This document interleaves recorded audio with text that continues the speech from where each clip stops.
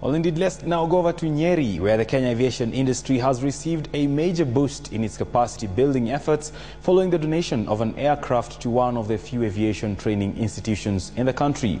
Tropic Air Charters, a chartered airline operating from Nanyuki, has donated an aircraft worth 3.4 million Kenyan shillings to the Eldoret Aviation Training Institute. The donation has been welcomed by the sector that already struggles for human resource due to the lack of enough training facilities to produce competent aviation personnel.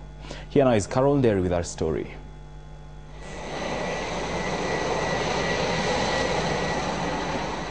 This aircraft, worth 3.4 million Kenya shillings, is the latest acquisition of the Eldoret Aviation Training Institute, courtesy of the Tropic Air Charters located in Nanyuki.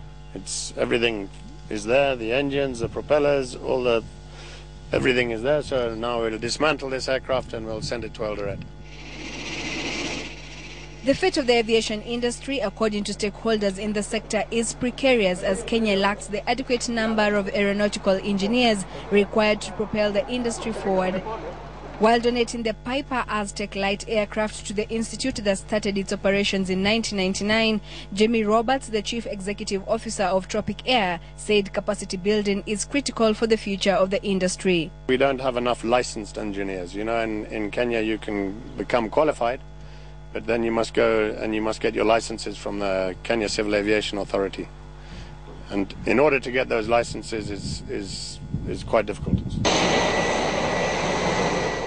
However, with the construction of new airports and airstrips, such as the recently completed Isiolo Airport and Nyaribo Airstrip in Nyeri County, the industry's future is not so bleak after all.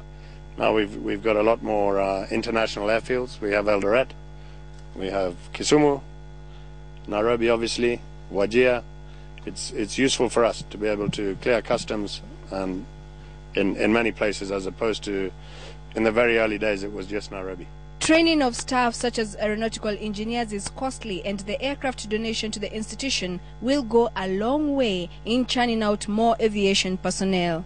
One big thing with aeronautical engineering is that it requires quite a number of expensive materials. Like, for example, procuring a machine like this one is very costly. You've given us wings to fly, and we are going to soar so much in the skies. It's also a challenge to us.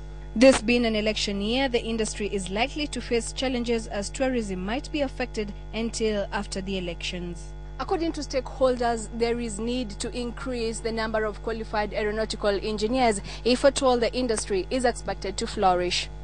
Carol Derry for KTN in Nanyuki.